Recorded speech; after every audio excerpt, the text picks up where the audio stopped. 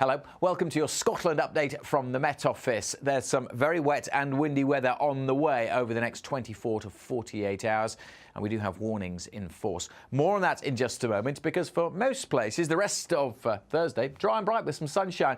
A bit breezy in places, and there are a few showers over the Western Isles and moving up through Orkney, and we may see one or two arriving in Shetland later on this afternoon. But for most, as I said, it's dry and it's bright. Many places seeing a bit of sunshine and temperatures climbing up to double digits.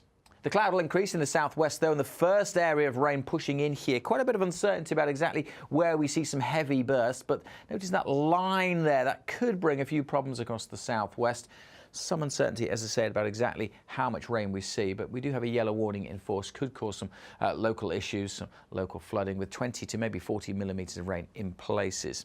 The rain extending up towards more central parts of the Highlands through the early hours, much of the north and the east staying dry and fine overnight. And with the breeze starting to strengthen coming up from the south, it's still going to be pretty mild. We might drop down to 2 or 3 across Murray, for example. But most towns and cities staying in the mid-single figures. A wet start then to Friday across parts of the west, although the west coast generally dry and bright. That area of rain will continue to slowly head eastwards through the day. Eventually we'll see some showery rain in the afternoon for Edinburgh and down towards the borders, but it is tending to fizzle out as it does so.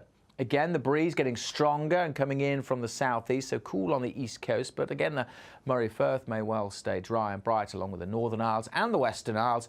In fact, much of the west will see a sunnier slot through the afternoon. You can see behind me there is more rain waiting in the wings.